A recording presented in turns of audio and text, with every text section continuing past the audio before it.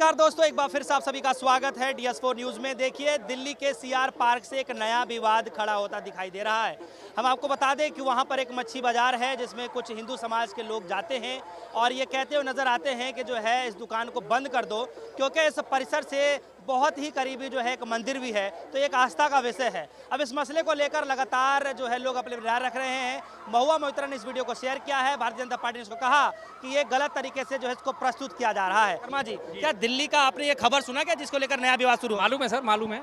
CR park में Bengali market कहा जाता है उसे। मैक्सिमम वहाँ पे मैक्सिमम क्या लगभग सारे ही वहाँ पे बंगाली निवास करते हैं और बंगालियों का मुख्य भोजन जो है वो मछली है, मछली चावल है। उनके हर त्योहारों में हर उसमें व्यंजन बनता है मछली का। और जिसके ऊपर विवाद खड़ा करा जा रहा है, जिसके ऊपर आरोप लगाए जा रहे हैं कि मंदिर के साथ मछली बाजार है, उन लोगों को ये मालूम होना चाहिए कि उस मंदिर में मछली का भोग लगता है। जब नवरात्रों का टाइम आता है, दोनों नवरात्रों में दुर्गा माता के जो पंडाल लगते हैं उनमें मछली का भोग लगता है, चिकन का भोग लगता है। वहाँ पे सारे बंगाली ब्राह्मण जो हैं वो खाते हैं, मछली खाते हैं। मैथिली ब्राह्मण मछली खाते हैं, वहाँ पे इस आहार में शामिल है। वहाँ उन्हें किसी चीज़ से कोई परेशानी नहीं है। लेकिन इन जो तथाकथित नए ठेकेदार पैदा हो गए हैं, हिंदू धर्म के नए ठेकेदार पैदा हो गए, इन लोगों के पेट में दर्द होना शुरू हो गया। जो खाते हैं, जो रहते हैं, उन्हें कोई परेशानी नहीं है, लेकिन इन लोगों को परेशानी है कि आप क्यों खा रहे हो। अरे भाई, परेशानी तो आप मत खाओ ना। आप कौन होते दूसरे के खाने पीने पर रोक लगाने वाले, टोक लगाने वाले? जो वहाँ पे लोग रह रहे हैं उनकी आस्था को ठेस नहीं पहुँच रही, लेकिन आपकी आस्था को ठेस पहुँच रही है। वहाँ पे जो माता का मंदिर है, उस माता के मंदिर में भोग लगता है बाकायदा। हर बार जब नवरात्रे आते हैं, 9 दिन के पंडाल लगते हैं। दुर्गा पूजा के आने वाले भी अक्टूबर में जब हमारे शारदीय नवरात्र आएंगे, दुर्गा पूजा के पंडाल लगेंगे।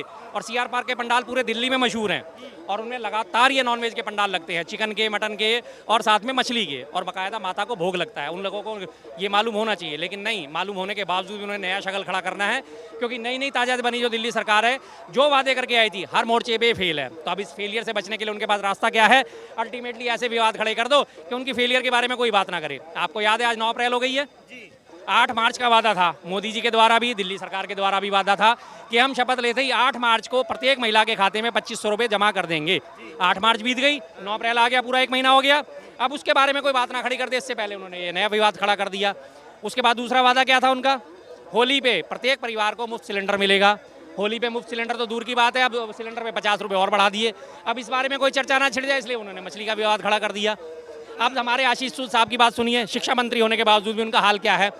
वो कह रहे हैं कि ये जो दिल्ली के सरकारी जो प्राइवेट स्कूल है, इन्होंने जो फीस बढ़ाई है, इसके पीछे किसकी साजिश है ये सबको नजर आ रहा है। भाई, तुम्हारे को सरकार में आए हुए 2 महीने हो गए हैं, शपथ लिए हुए लगभग 2 महीने होने जा रहे हैं, और तुम अभी भी पिछली सरकार को ठहरा रहे हो। नया सेशन अप्रैल से शुरू होता है, अप्रैल से सेशन शुरू होते तमाम स्कूलों ने फीस बढ़ा दी है, 10 से लेकर 20-25% तक फीस बढ़ा दी है, लेकिन वो पिछली सरकार पर ठीक रहा फोड़ रहे हैं। अब इस बारे में कोई सवाल ना कर ले, इस बारे में कोई उनसे जवाब ना मांग ले, इसलिए उन्होंने आज ये नया मुद्दा खड़ा कर दिया। मीट मछली तो हमने पिछले समय में भी सुना, नवरात्रे का समय चल रहा था, उस वक्त भी यही चीज चल रही थी, ये मीट की दुकानें बंद कर दो। क्या होगा इससे भाई साहब? मैं तो सीधी सी बात एक कहता हूँ, नंगे आपको कपड़े पहनने के लिए आप दूसरे को बोल रहे हो। भाई साहब, मैं नॉनवेज नहीं खाता, मैं कौन होता हूँ किसी को मना करने वाला कि तू नॉनवेज मत खा?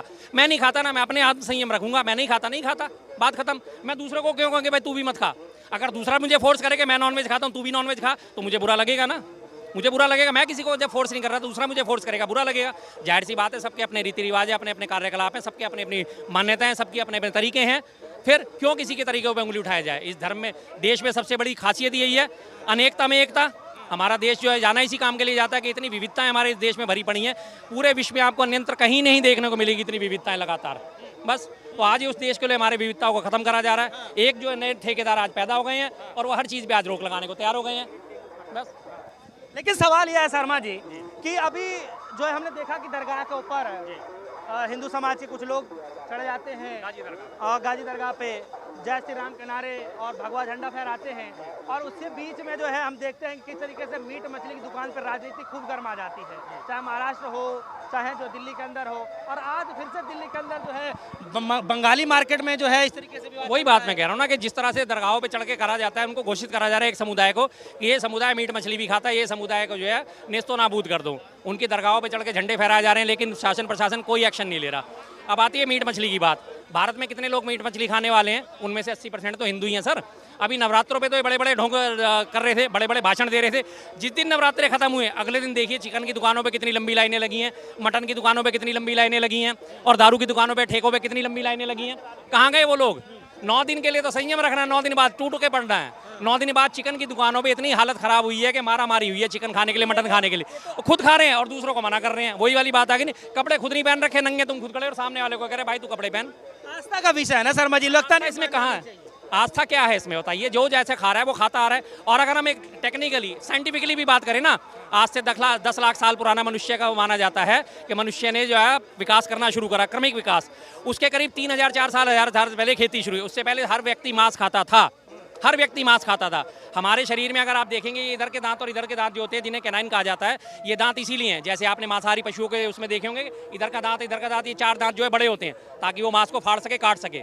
ये हमारे पुराने अगर हम पूर्वजों की तरफ ध्यान देंगे ना, सारे मांसाहारी हुआ करते थे। जैसे आज एक वीडियो वायरल हुई दिल्ली के अंदर बंगाली मार्केट से, उसमें एक शख्स ये कह रहे हैं कि भाई देखो किसकी क्या परंपरा है, कहाँ बलि दी जाती है, ये सब झूठ मूठ का एक तरीके से देखा जाए तो कहा नहीं गया है, क्या परंपरा ये नहीं पता, लेकिन जीव हत्या और ये सब चीज़ें करना ये अच्छा नहीं है, और खास तौर पे मंदिर के आसपास तो नहीं। बिल्कुल सर, मंदिर के आसपास आज क्या पहली बार हो रहा है? 50 साल से वो मंदिर वहाँ पे मौजूद है और 50 साल से ही वो मार्केट वहाँ पे मौजूद है। डीडीए ने जब वो मार्केट अलॉट करी थी, उसे नाम ही यही दिया गया था मछली मार्केट।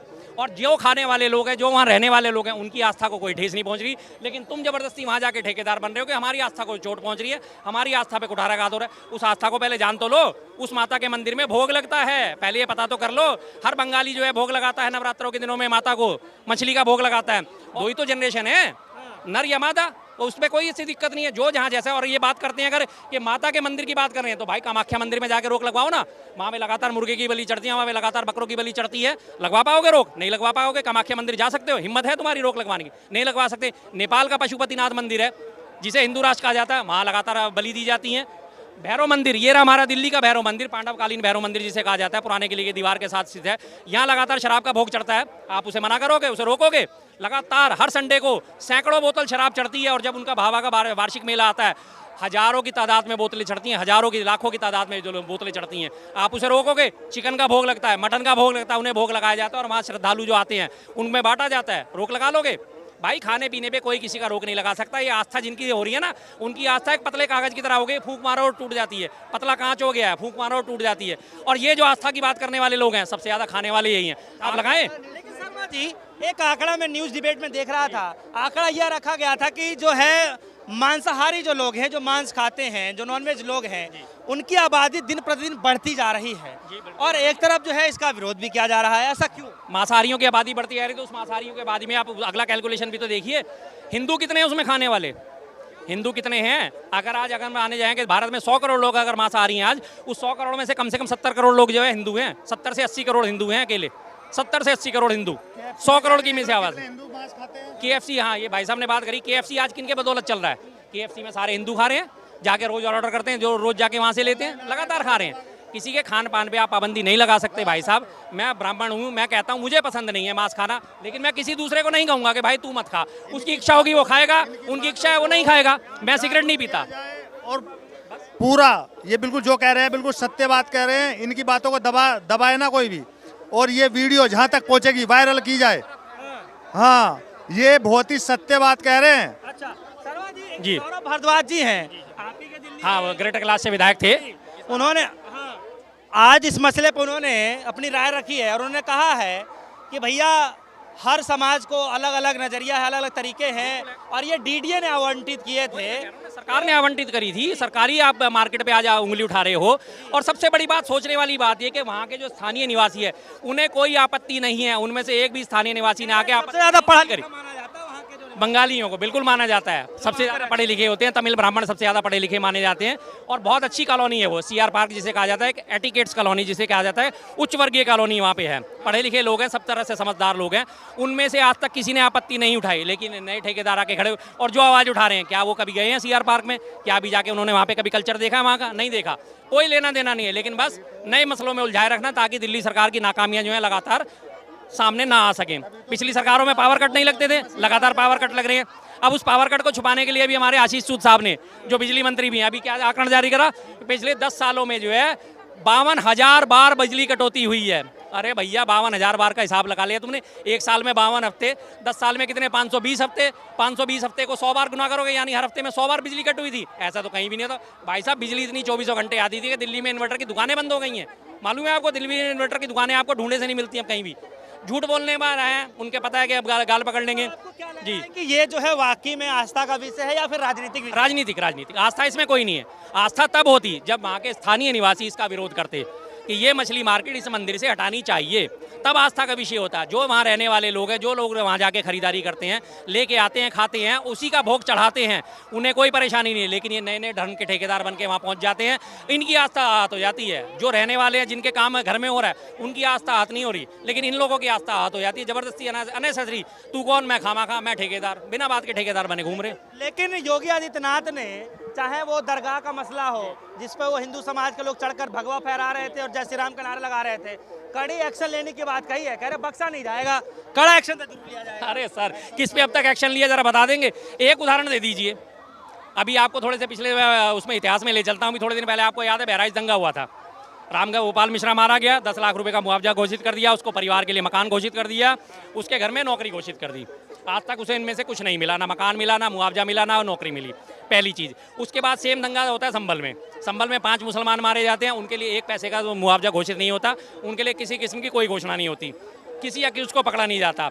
और रही बात कड़ी कार्रवाई करने की, कड़ी कार्रवाई का आपको दूसरा एक और उदाहरण देता हूँ, महाराष्ट्र का। महाराष्ट्र में अभी नागपुर में दंगा हुआ था, करीब 24 लोग नामजद हुए। 24 लोगों में 8 लोग जो थे वो विश्व हिंदू परिषद और बजरंग दल से संबंध रखते थे। 24 के 24 लोगों के ऊपर सेम धाराएं लगाई गई थी, ठीक है। उसके बाद 8 लोग जो विश्व हिंदू परिषद और बजरंग दल से संबंध रखते थे, उनको जज सामने पेश होते ही सामने पेश हुए और 3-3 हज़ार रुपए के निजी मुचलके पे फौरन रिहा कर दिया। और जो बाकी 14 लोग जो थे, उनको सारों को सारों मुसलमानों को अंदर ठूस दिया। दूसरा, अभी ईद गई थी, ईद पे योगी जी ने क्या बोला था, अगर सड़कों पे नमाज पढ़ी तो तुम्हारे डीएल रद्द कर दिए जाएंगे, तुम्हारे पासपोर्ट जब्त कर लिए जाएंगे। ऐसी कड़ी कार्रवाई, उनके ऊपर कार्रवाई के लिए फौरन तैयार है। लेकिन जो दंगा फसाद कर रहे हैं, जो दरगाहों पे चढ़ के झंडे फहरा रहे हैं, जो उत्तेजक नारे लगा रहे हैं, जो गाली गलौज कर रहे हैं, जो माँ बहन की गालियां दे रहे हैं, उनके ऊपर कोई कार्रवाई नहीं करेंगे। ये सिर्फ हाथी के दांत खाने के और दिखाने के और है। चलिए, बहुत बहुत शुक्रिया। तो देखिए, हमारे साथ जो है शर्मा जी जुड़ रहे हैं, जिनसे हम खासा बातचीत कर रहे थे और यही जानकारी निकालने की कोशिश कर रहे थे कि आखिर मीट, मांस, मछली पर राजनीति कब तक चलेगी, या हकीकत में या एक आस्था का विषय है, या फिर इस पर राजनीति की जा रही है। आप सभी के मन में क्या कुछ चल रहा है, वीडियो कमेंट से जरूर बताइएगा। फिलहाल के लिए इजाजत, देखते रहिए DS4 न्यूज़। धन्यवाद।